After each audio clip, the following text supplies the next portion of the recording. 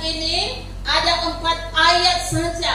Nah, ada beberapa hal yang penting yang dapat kita peroleh, kita bersama-sama menikmatinya, menjadi bahan renungan bagi kita, menjadi pelajaran bagi kita, menjadi berkat bagi kita. Yang pertama, Bapak Ibu yang dikasihi oleh Tuhan, di ayatnya yang ke-50 dia katakan seperti ini. Lalu Yesus membawa mereka keluar kota sampai dekat Betania. Di situ ia mengangkat tangannya dan memberkati mereka. Perhatikan ini. Yang pertama, sebelum Yesus naik ke surga, inilah Allah kita, Allah yang luar biasa itu.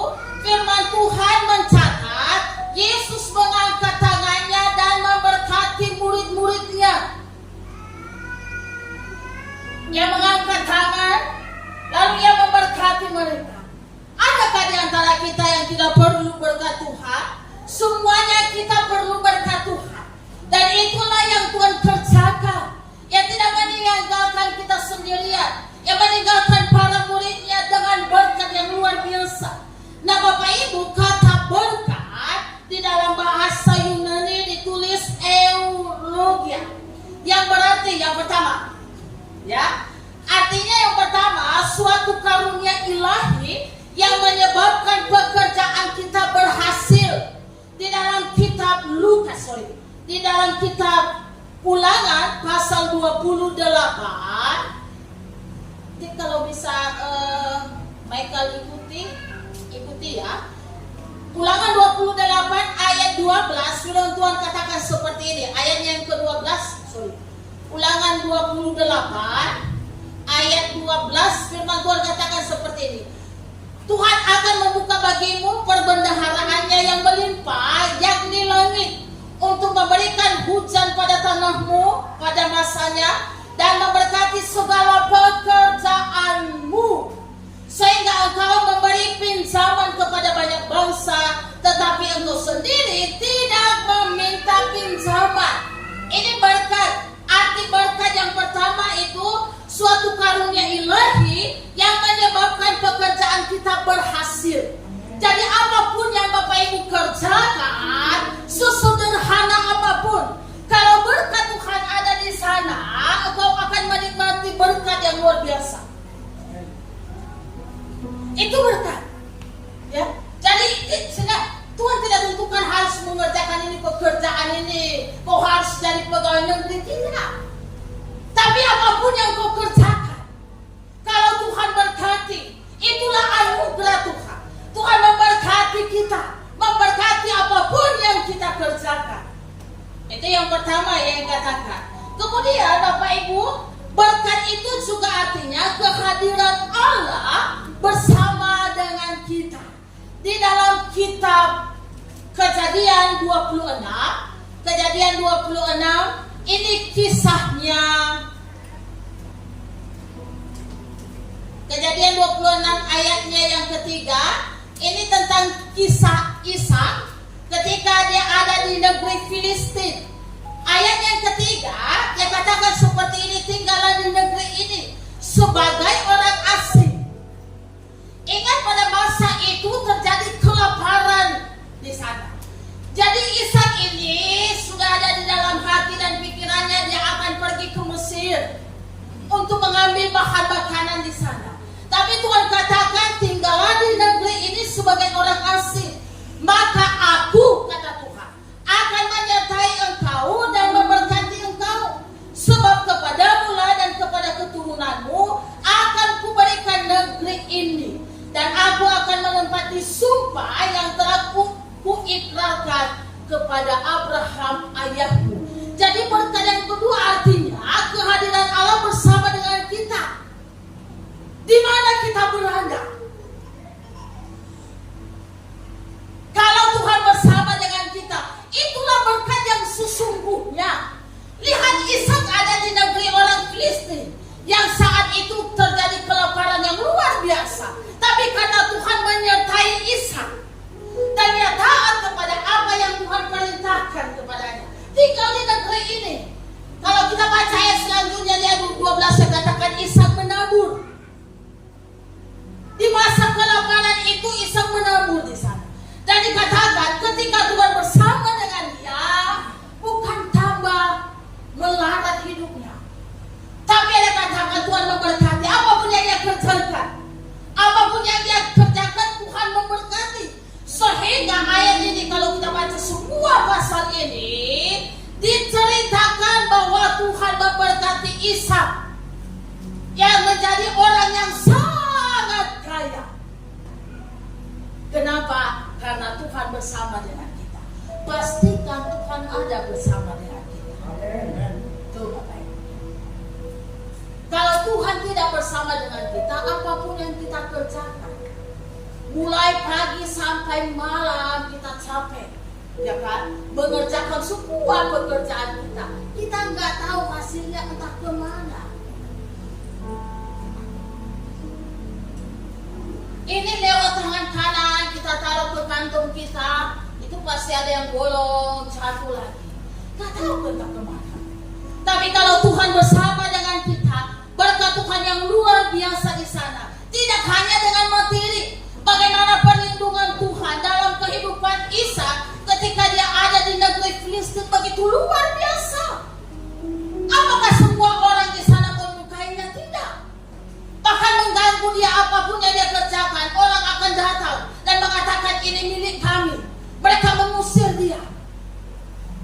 Tapi dia tidak pernah menyerah. Dia lakukan apa yang menjadi bagiannya. Dia kerjakan lagi. Dan dia tidak pernah berhenti kasih Tuhan menyertainya. Itu berkat yang kedua, arti berkat yang kedua Bapak Ibu. Kemudian pemberian Allah, berkat yang berikutnya pemberian Allah berupa kekuatan, berupa kuasa dan juga pertolongan. Di dalam Efesus pasal yang ketiga ayat 16 dan juga Kolose 1 ayat 11, di sana sudah diceritakan Tuhan memberikan kuasa bagi kita. Kalau di bulan-bulan ini kita akan mempelajari tentang otoritas dan kuasa. Itu sesuatu yang begitu penting, yang tidak boleh diabaikan Bapak Ibu. Saya pelajari ternyata otoritas itu begitu penting bagi kehidupan orang percaya. Jadi Tuhan berikan kekuatan kepada kita, Tuhan berikan kuasa, Tuhan berikan pertolongan. Di minggu kemarin, dan ini sebenarnya ayat yang kita renungkan di bulan ini, sebelum Tuhan mengutus murid-muridnya pergi memberitakan Injil, dia berikan tenaga dan kuasa kepada mereka. Sehingga dengan tenaga dan kuasa itu, terjemahan yang lain dia berikan kuasa dan otoritas. Cuma terjemahan bahasa Indonesia, terjemahan baru yang kita pakai, dia berikan tenaga dan kuasa. Sehingga dengan tenaga dan kuasa itulah murid-muridnya mampu menjadi saksi dimanapun mereka berada. Mereka mampu memberitakan kebenaran firman Tuhan, sehingga Injil boleh sampai kepada kita hingga hari ini. Muridnya hanya 12 orang. 12 orang kalau memiliki hati yang mengasihi Tuhan, mereka mampu menggoncang dunia ini. Bapak Ibu yang dikasihi oleh Tuhan, itu yang Tuhan berikan. Kemudian berkat yang arti yang berikutnya, pekerjaan Allah di dalam dan melalui kita untuk menghasilkan kebaikan. Itu pekerjaan Allah di dalam dan melalui kita, ada hasilnya, kan? Kalau bulan ini kita harus memberikan dampak. Kalau berkat Tuhan ada di dalam diri kita, maka kita pasti mampu memberikan dampak untuk menghasilkan kebaikan. Bapak Ibu yang dikasihi Tuhan, kalau kita baca Alkitab, di dalam perjanjian lama kata-kata yang berkaitan dengan berkat terdapat lebih dari 400 kali, ya, yang berkaitan dengan berkat. Nah, perhatikan hal pertama yang Allah lakukan dalam hubungannya dengan umat manusia adalah memberkati mereka, memberkati kita. Itu yang pertama yang Tuhan lakukan.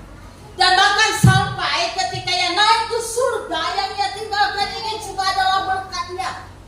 Karena tanpa berkatnya kita tidak bisa mempengaruhi dunia ini. Ingat lagi, jangan hanya berpikir materi, ya berkat Tuhan. Kan? Terlalu kecil kalau hanya sekedar materi yang kita pikirkan. Kalau tidak ada berkat Tuhan. Makanya kalau seandainya saya berdoa, Tuhan perlengkapi umatmu dengan berkat. Karena tanpa berkat Tuhan kita tidak bisa memberikan pengaruh kerajaan. Itu yang pertama yang dilakukan. Allah juga memelihara pekerjaannya dengan memberkatinya. Pekerjaan Tuhan, Tuhan memelihara, Tuhan menjaga dengan berkat Tuhan. Itu sebabnya orang yang mau melayani Tuhan, melayani pekerjaan Tuhan, walaupun sebenarnya kita anggap sepele, tapi tidak ada orang yang mengemis. Karena Tuhan tidak mau berhutang dengan kita. Tuhan akan mengembalikan berkatnya dengan caranya. Tapi kalau kita hitung-hitungan, tenaga kita saja tidak mau berikan, kan gitu ya, waktu kita saja tidak mau berikan, apalagi isi dompet kita tidak mau korbankan kepada Tuhan. Sejauh mana kita pertahankan, kan gitu. Nah, kalau kita baca Alkitab, kehidupan dan sejarah umat Allah ini berada di bawah pemberlakuan berkat dan juga kutuk. Hanya dua, berada di bawah pemberlakuan berkat dan kutuk. Pilihan ada di tangan Bapak Ibu. Engkau mau ada di bawah berkat ataukah di bawah kutuk? Nah, Bapak Ibu yang dikasih oleh Tuhan, di dalam perjanjian baru, seluruh pekerjaan Kristus dapat disimpulkan dengan pernyataan bahwa Allah telah mengutus umatnya. Mengutus anaknya kepada kita untuk memberkati kita. Makanya kalau kita baca kitab Roma, kalau anaknya saja dia katakan, dia yang tidak menyayangkan anaknya satu-satunya, dia berikan kepada kita, apalagi yang lainnya. Berkat yang kita nikmati, makanan dan minuman itu kecil.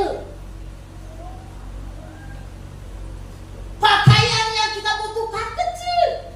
Anaknya saja yang dia kasih, dia berikan kepada kita, apalagi yang lain. Pasti dia akan berikan kepada kita.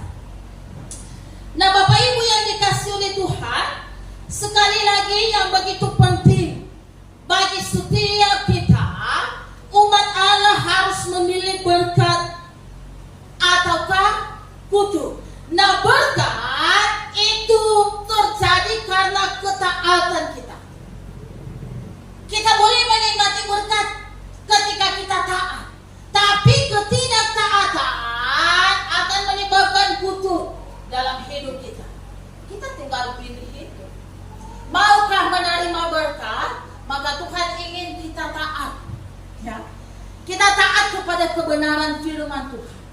Tapi kalau seandainya kita tidak taat, itu yang dia catat di Alkitab hanya dua itu. Kita pasti ada di bawah kutuk. Bapak Ibu yang dikasih oleh Tuhan, saya pelajari Alkitab. Nah, saya berikan dua contoh ini. Dan contoh ini seseorang yang begitu terkenal, begitu taat kepada Tuhan. Saya yakin dan percaya kita telah membaca berulang-ulang, mendengar berulang-ulang tentang kisah Abraham. Bagaimana ia taat kepada perintah Tuhan. Ketika Tuhan memanggil dia, Tuhan suruh dia pergi meninggalkan keluarganya, meninggalkan negerinya, ke tempat yang Tuhan tuju kepadanya. Nah, walaupun itu dia tidak tahu kemana, dia taat. Ketika Tuhan minta apa yang sudah Tuhan berikan kepadanya, anak yang bernama Ishak, yang sudah sekian tahun ia nantikan, Tuhan berikan kepadanya. Setelah beberapa tahun kemudian Tuhan minta kembali, persembahkanlah anak itu kepadaku. Apakah Abraham marah? Alkitab mencatat tidak. Apakah Abraham bersungut-sungut? Alkitab mencatat tidak. Dia membawa anaknya itu ke Gunung Muria dengan hati yang tulus. Apa yang Tuhan perintahkan. Dan yang selanjutnya Bapak Bapak Ibu yang dikasih oleh Tuhan, kalau kita baca di dalam kisahnya, ya, apa yang tertulis itu, ini saya yakin bahwa Abraham itu begitu mengenal Allah yang ia layani, yang ia sembah. Ketika ia membawa anaknya Ishak untuk mempersembahkannya kepada Tuhan, lalu ia katakan kepada katakanlah pembantunya, karena bahasa Alkitab kalau saya sebutkan katanya kurang bagus itu ketika orang Batak mendengar gitu ya Pak. Ada pembantu ya, pembantunya atau hambanya, itu lebih bagus ya, hambanya. Nah dia katakan seperti ini, tinggallah di sini. Aku dan anak ini akan sembahyang kepada Tuhan. Aku dan anak ini akan sembahyang kepada Tuhan. Tinggal di sini. Nah kata-kata berikutnya dia katakan seperti ini, kami akan kembali ke sini. Bapak Ibu, tujuannya naik ke gunung itu kan mempersembahkan anaknya. Seharusnya kata yang dia pakai aku, karena anak ini sudah dia persembahkan. Tapi baca Alkitab dia katakan kami akan kembali ke sini. Berarti Abraham begitu yakin bahwa Allah yang dia layani itu tidak akan pernah mengambil anaknya. Itu loh. Begitu Abrahamnya, dia tahu siapa Allah yang dia layani. Dia tahu isi hati Tuhan itu. Dia yakin bahwa Allah tidak mengambil anak ini. Itulah iman yang luar biasa. Seharusnya katakan aku akan kembali ke sini, karena anak itu kan sudah dipersembahkan kepada Tuhan. Tapi Alkitab mencatat kami akan kembali ke sini. Abraham begitu mengenal Allah yang dia sembah. Ia begitu yakin bahwa Tuhan tidak akan pernah mengambil berkat ini. Pertanyaannya, apakah Abraham menyembelih anaknya? Tidak. Karena Tuhan telah menyediakan gantinya. Perhatikan, ini yang luar biasa. Bapak Ibu yang dikasihi oleh Tuhan, ketika engkau melayani Tuhan, ketika engkau berkorban untuk Tuhan, Tuhan katakan beri kepadaku. Tuhan katakan Tuhan minta. Ketika engkau memberi, ingat Tuhan tidak akan pernah mengambil berkat itu. Ketika engkau taat, Tuhan tidak pernah mengambil berkat yang sudah ada di tanganmu. Itulah yang dialami oleh Abraham. Tuhan minta, berikan anak itu, sembelih, persembahkan dia untuk saya. Tapi Abraham taat dengan apa yang Tuhan perintahkan. Dia tidak bersungguh-sungguh. Pertanyaannya, apakah benar-benar Tuhan mengambil berkat itu di tangan Abraham? Tidak. Tuhan sudah menyediakan gantinya. Bapak Ibu yang dikasih oleh Tuhan, begitu luar biasa. Sekali lagi saya ulang, ya kan? Ketaatan itu pintu berkat bagi setiap kita.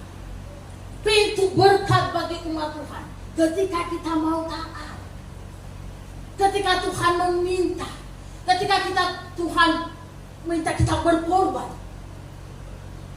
Karena sekali lagi Tuhan tidak mau berutang kepada kita. Beda dengan Saul. Saul ini adalah raja pertama yang memimpin bangsa Israel. Tapi sayangnya Saul tidak taat kepada perintah Tuhan. Dan Saul tidak taat kepada apa yang Tuhan perintahkan. Ketika Tuhan perintahkan untuk mengumpas semua orang Amalek, ya dia kerjakan. Tapi tidak semua, bahkan apa milik mereka, jarahan di sana dia ambil dengan alasan untuk mempersembahkan korban kepada Tuhan. Ketika dia tidak taat, apa yang terjadi? Berkat itu diambil dari dia, betul kan? Seharusnya firman Tuhan katakan, Samuel katakan, saya kali Saul, seharusnya Tuhan mengokohkan kerajaanmu. Saat ini kau raja, selesai engkau anakmu yang akan menjadi raja. Selesai anakmu akan turun kepada cucumu, semua kepada keturunanmu. Tapi sayang oleh karena ketidaktaatan Saul, Kerajaan yang sudah Tuhan kukuhkan itu seharusnya bergeser, kasih kepada orang lain. Bahkan lebih parah lagi ya hidupnya. Dikatakan roh Tuhan undur dari dia. Dia menjadi orang gila. Itu akibat ketidaktaatan. Dan ketaatan itu begitu penting sekali. Bapak Ibu yang dikasihi oleh Tuhan, ketika kita berkorban, ya, berkorban untuk Tuhan, Tuhan tidak mau berhutang dengan kita. Ketika saya renungkan firman Tuhan ini, saya teringat dengan, saya pernah saksikan ya, seseorang ketika kami ikut seminar beberapa minggu yang lalu dengan Pak Gembala. Tuhan ada dalam hidup kita, itulah yang memampukan kita untuk bisa menjadi, ya kan, berkat di mana kita berada. Jangan biarkan pekerjaan Tuhan, ya kan, lalai begitu saja. Bapak Ibu, ketika saya teringat ini pada waktu kemarin doa pengerja tempat ini, apa ini ada semangat, ini Bapak ada semangat untuk melanjutkan pembangunan rumah Tuhan. Bapak Ibu yang dikasihi oleh Tuhan, engkau yang dulunya bukan hanya gembala yang menerima visi untuk pembangunan rumah Tuhan itu, saya hanya mau sampaikan, jangan biarkan begitu saja. Kalau engkau mau melihat anak cucumu diberkati, ketika penghiburan di rumah ini, Pak, apa namanya ini, Pak Canda, saya nggak tahu nama anaknya ini siapa nih, di Keramat Gajah. Ibu, orang tua dari Bapak dia katakan seperti itu. Dan itu membuat hati ini tersayat ya. Dia katakan, Pak, gereja Bapak itu duluan dari gereja kami. Gereja mereka adalah GBKP, betul ya Pak? Pak Alparo. Hah? Pak Alparo. Pak Alparo. GBKP ya, orang mamanya. Ya. Dia katakan, Pak, gereja Bapak itu dulu. Ya, maksudnya gereja di Garuda sana. Duluan dibangun dibandingkan dengan gereja kami. Artinya gereja yang mereka tempati sudah selesai. Dan dari situ saya merasa, saya malu, jujur saya malu. Saya bilang sama Pak Gembala, tadi saya jujur ya, saya merasa malu sekali ketika ibu itu katakan seperti itu. Bapak Ibu yang dikasihi oleh Tuhan, kalau seandainya ke depan, kan, para panitia pembangunan bersatu hati untuk melanjutkan membangun rumah Tuhan itu. Sekali lagi, visi itu bukan hanya gembala, apalagi engkau yang dari atasnya ketika gembala menyampaikan itu. Jangan biarkan engkau menutup mata, rumah Tuhan itu belum selesai. Kalau engkau mau anak cucumu diberkati oleh Tuhan. Saya saja tersayat hati. Dalam hati saya, kenapa mesti harus saya ada di sini? Apalagi di Medan juga seperti itu. Kalau mereka sehati, maka jangan tutup telingamu. Oke? Jangan tutup telingamu untuk memberkati pekerjaan Tuhan, Bapak Ibu. Percayalah kepada saya dan kepada firman Tuhan. Karena apa yang engkau berikan itu tidak menghilangkan berkat yang ada di tanganmu. Tuhan, minta benih dari Tuhan. Tuhan, aku mau memberkati pekerjaanmu, berikan benih kepada saya. Itu yang firman Tuhan katakan dalam Korintus, dia yang menyediakan benih itu. Minta benih dari dia. Tuhan, tolong saya supaya saya bisa memberkati pekerjaanmu. Di sana engkau sudah berdoa. Siapa, saya nggak tahu siapa yang berdoa ketika meletakkan batu pertama di sana. Kamu bisa melihat fotonya nanti. Tuhan, saya ada di sana. Sekarang ini terabaikan seperti itu. Bapak Ibu yang dikasihi oleh Tuhan, sekali lagi, itu yang Tuhan inginkan bagi kita. Kembalikan kita lihat diri kita masing-masing. Saya yakin dan percaya Tuhan memberkati kita luar biasa. Amen. Bapak Adel kemarin dia katakan kalau kita sehati, kita tidak perlu sebenarnya mengedarkan proposal ke sana ke sini. Kalau semua jemaat Tuhan yang diberkati ini punya hati, sekali lagi ya, punya hati. Kita tidak perlu mengedarkan proposal dan mengandalkan orang lain. Berkat Tuhan ada di sini. Tapi kalau kita diam saja, Bapak Ibu, juga saya kembalikan kepada Bapak Ibu semua, kan gitu ya. Semuanya kembali kepada kita. Kalau kita mau menutup mata. Pertanyaan berikutnya, bagaimana kita menerima berkat Tuhan? Ada 3 hal yang Bapak Ibu. Yang pertama, kita dituntut, kita harus senantiasa mengharapkan dari Yesus berkat atas keluarga kita, berkat dalam pekerjaan kita, di tengah-tengah pelayanan kita. Jadi berharaplah sepenuhnya kepada Tuhan. Jangan berharap kepada dukun supaya memberkati pekerjaanmu. Jangan berharap hasil korupsi. Jangan berharap hasil penipu. Kau menipu orang. Jangan berharap hasil merampok. Tapi berharaplah sepenuhnya kepada Tuhan. Sesederhana apa, sekecil apapun yang kau kerjakan, ketika berkatnya ada di sana, Dia akan mencurahkan berkatnya atas hidupmu. Berharap kepada Tuhan. Ada banyak orang Kristen yang berharap bukan lagi kepada Tuhan, lebih mengandalkan kekuatan yang lain dan tidak usah diceritakan. Ada banyak yang kami temui seperti itu. Tapi bukan selesai persoalan. Akan timbul persoalan-persoalan yang lain dalam hidupnya.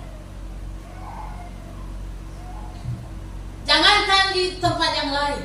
Beberapa yang datang ke gereja ini mengakui seperti itu. Sebenarnya sudah cukup berkat Tuhan. Luar biasa Tuhan berikan berkatnya. Punya jabatan yang bagus. Suami punya jabatan yang bagus. Tapi bisa dililit oleh utang. Kenapa? Karena tadi mengharap pertolongan di tempat yang lain. Bukan berharap kepada Tuhan. Sudah tertutup semua jalan, baru cari Tuhan. Itu pun tidak sepenuh hati. Hanya setengah-setengah. Karena maunya seperti membalikkan telapak tangan. Emangnya segampang itu? Kemudian kita harus percaya, mengasihi dan taat kepada Tuhan. Percaya kepada Tuhan, mengasihi Dia, taat kepada apa yang Dia perintahkan. Kemudian kita harus menyingkirkan segala dari kehidupan kita yang akan merintangi berkat Tuhan dalam hidup kita. Ada banyak hal yang merintangi. Di dalam Roma pasal 13 ayat 12, tolong tampilkan dulu Michael. Roma 13 ayat 12, saya kita baca bersama-sama. Bapak Ibu, apa yang tertulis di sana? 2-3. Hari sudah jauh malam, telah hampir siang, sebab itu marilah kita menanggalkan perbuatan-perbuatan kegelapan dan mengenakan. Tanggalkan perbuatan-perbuatan kegelapan, kehidupan lama yang tidak berkenan kepada Tuhan. Itulah yang merintangi berkat Tuhan itu dalam hidup kita. Ada seharusnya ada di kitab Efesus lagi, ya. Nah, Bapak Ibu yang dikasih oleh Tuhan, itu yang Tuhan kerjakan.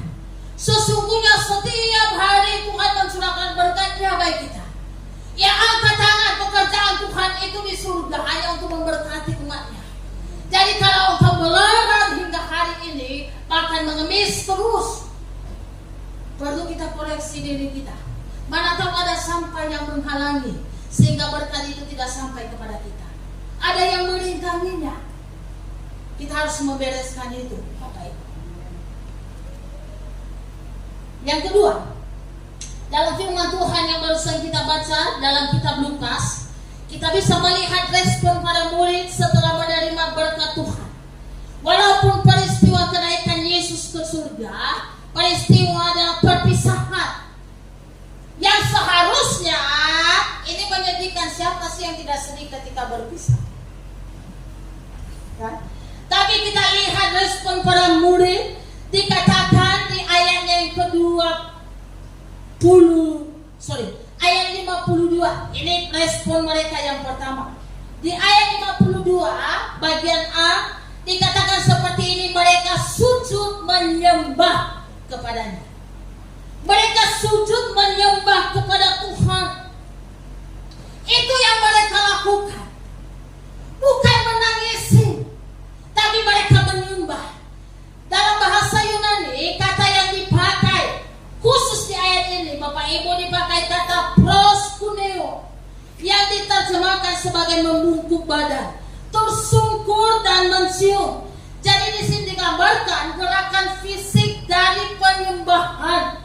Secara sederhana, kata proskuneo ini diartikan merendahkan diri di hadapan Dia yang lebih besar atau lebih tinggi derajatnya. Merendahkan diri, menyembah. Lebih dalam, Bapak Ibu, kalau kita merenungkan lebih dalam, kita menemukan unsur-unsur penyembahan. Yang pertama, tidak mengakui akan adanya Dia yang lebih tinggi. Itu kata proskuneo dalam ayat yang ditulis ini. Kita mengakui bahwa Allah yang naik ke surga itu adalah Raja, Allah yang lebih tinggi, Raja yang layak disembah. Kemudian diwujudkan dalam bentuk rasa hormat. Kalau seandainya kita tahu bahwa Dia Raja, Dia Tuhan, kita akan menghormati Dia, kita akan kagum kepadanya. Ketika kita memuji Dia, kita wujudkan di sana.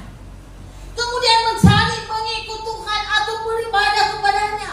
Kalau seandainya kita akui bahwa Dia lebih tinggi, Dia adalah Tuhan.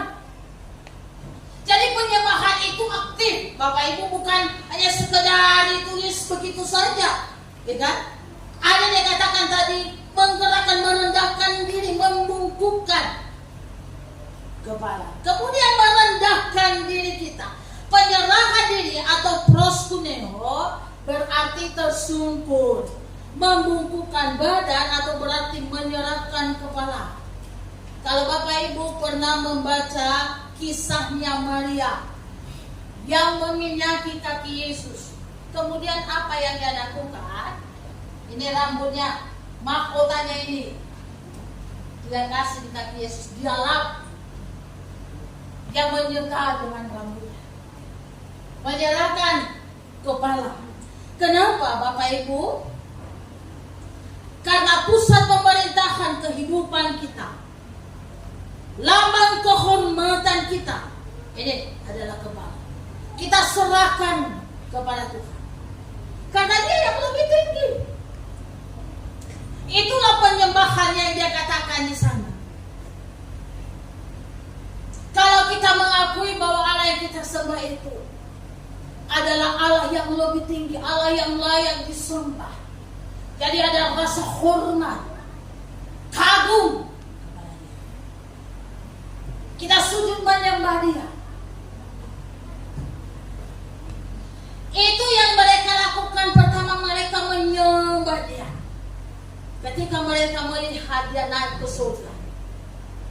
Kemudian Bapak Ibu yang dikasihi Tuhan, selain daripada menyembah Dia, dikatakan lalu mereka pulang ke Yerusalem dengan sukacita.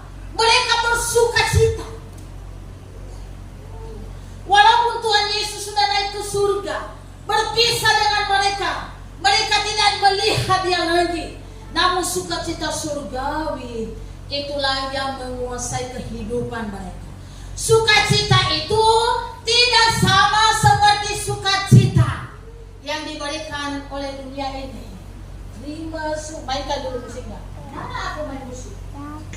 Terima sukacita surga, itulah kekuatan bagi jiwa. Ku dapat rasakan kasih-Nya di tengah badai yang bergelora. Terima sukacita surga, itulah kekuatan bagi jiwa. Ku dapat saksikan kuasa-Nya, taklukkan badai yang bergelora. Haleluya. Dia ada di mana? Kemana hatiku tanpa semangat Sekali lagi. Kami mau bersorak bagimu Tuhan.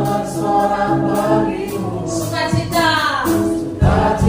sudah datang. Haleluya. Engkau ada di hati kami. Dia ada bersama dengan kita. Itulah yang memberikan kekuatan bagi setiap kita. Itu yang menopang kita. Itulah yang menopang kehidupan kita. Kami mau bersorak bagimu. Sukacita sudah datang.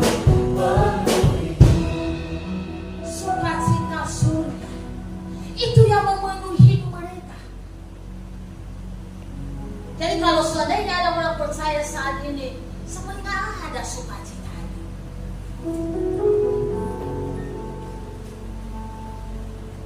Padahal Allah yang kita sembah telah bangkit dari antara orang mati.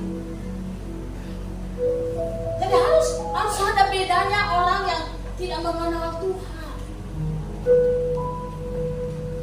Apakah Tuhan menjanjikan tidak ada masalah dalam hidup orang percaya? Tidak pernah Tuhan janjikan itu. Tapi Dia katakan Dia berikan sukacita yang akan menopang kita.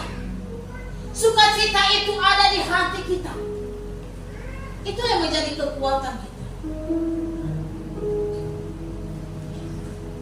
Itu respon mereka tetap bersukacita.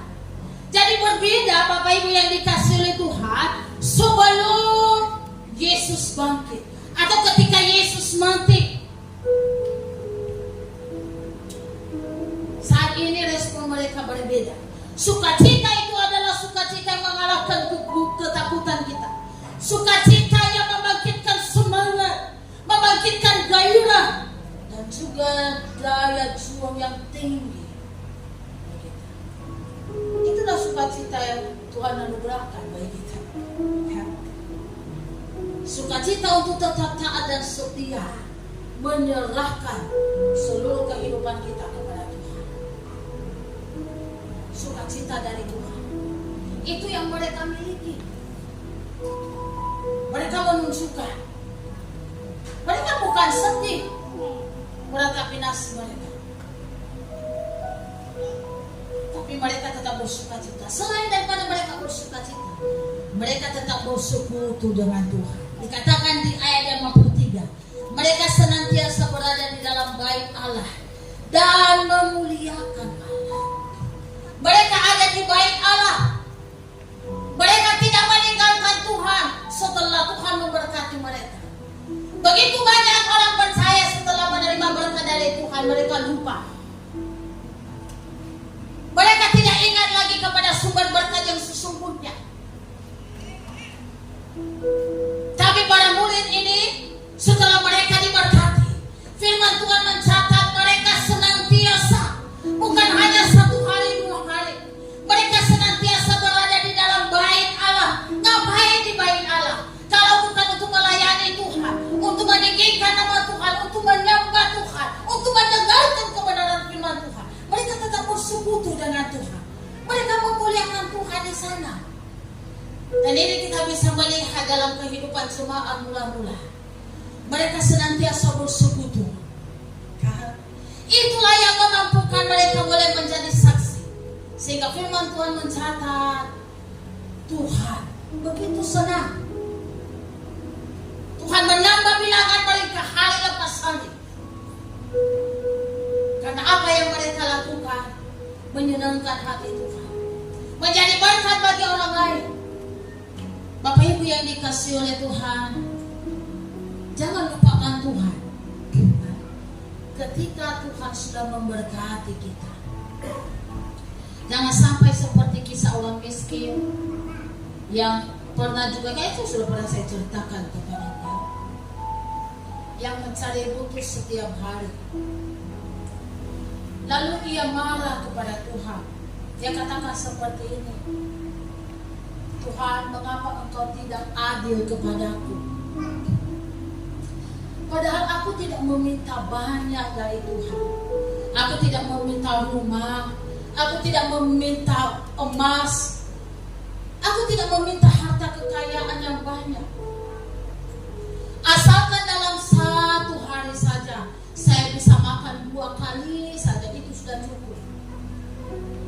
Nah, ketika ia merenung seperti itu di cerita ya, tiba-tiba ada seperti suara yang berbicara kepadanya. Kumpulkanlah batu sekuatmu, taruh di dalam karung bututmu ini. Besok ketika matahari terbit engkau akan bersuka-cita. Iya, mendengarkan itu, dari mana suara itu ya? Lalu yang mengerjakan itu, dia kumpulkan batu sekuatnya. Setengah jam kemudian karena dia sudah merasa lelah, lagi rasa lapar cuma membuatnya semakin lemah dan akhirnya dia tertidur. Besok ketika kokok ayam membangunkannya, dia teringat, kemarin aku mengumpulkan batu. Lalu ia berlari, dia lihatlah karung bututnya tadi. Dan dia begitu terkejut melihatnya. Kenapa? Karena semua batu yang dia kumpulkan itu berubah menjadi bongkahan emas yang murni. Akhirnya sampai di situ cerita itu lalu kata seperti ini. Pertanyaannya Bapak Ibu, apakah si pengemis ini setelah menerima lebih dari yang ia minta, lalu ia datang kepada Tuhan, sujud di hadapan Tuhan dan bersyukur, terima kasih Tuhan, Engkau menjawab doaku lebih dari apa yang ku minta. Yang ia minta makan 2 kali 1 hari saja, itu sudah cukup. Tapi Tuhan lebih, Tuhan berikan lebih. Ataukah sebaliknya ia bersusah hati dan dia memulai memukul dadanya, dia katakan, sialan, kalau aku sudah tahu begini, maka satu malam ini aku tidak akan tidur. Aku kumpulkan batu sebanyak-banyaknya, maka itu akan berubah menjadi bongkahan emas murni. Aku akan menjadi kaya raya. Kecenderungan kita kira-kira di mana? Kecenderungan manusia itu tidak puas dengan berkat Tuhan, walaupun Tuhan sudah menjawab lebih dari yang kita minta. Kecenderungan kita ketika Tuhan sudah memberkati kita, kita lupa mengucap syukur, apalagi untuk beribadah kepada Tuhan, apalagi untuk melayani Tuhan. Kita sepertinya tidak memerlukan Tuhan lagi. Tapi murid-murid Yesus memberikan teladan yang baik bagi kita. Mereka menunjukkan bahwa mereka berbeda dengan orang yang tidak diberkati oleh Tuhan. Mereka memuji Tuhan, menyembah Tuhan. Mereka bersuka cita. Bersuka cita bukan karena dibuat Tuhan, tapi bersuka cita karena sukacita surgawi telah memenuhi mereka. Itulah yang menjadi kekuatan dalam hidup mereka. Mereka senantiasa ada di rumah Tuhan, bersekutu dengan Tuhan. Jemaat yang dikasihi oleh Tuhan, kalau hari ini engkau sudah diberkati oleh Tuhan, satu hal pesan saya, jangan lupakan Tuhan. Karena berkat yang betul kau terima berasal dari Dia. Dan Tuhan berkati kita itu supaya kita bisa menjadi berkat bagi orang lain. Karena apa yang Tuhan berikan bagi kita tidak sepenuhnya semua itu untuk kita. Ada yang Tuhan percaya untuk juga memberkati orang lain, pekerjaan Tuhan. Jadi Dia hanya memuji kita. Dia hanya titip ini, nah anakku, ini ya, saya titip kepadamu berkat untuk pekerjaan Tuhan. Tapi kalau kau katakan, gembala nggak tahu ya, nggak apa-apa nih ini kayaknya nggak ada ini apa saya di rumah nggak ada beras lah, nggak ada ini, lalu engkau pakai, itu berarti Tuhan tidak mempercayai kita lagi.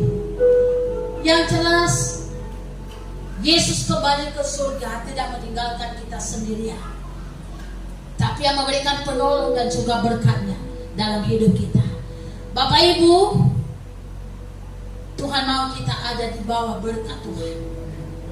Dan ketika kita tunduk dan taat kepada Tuhan, berkat itu akan sampai kepada kita. Saya undang kita bangkit berdiri.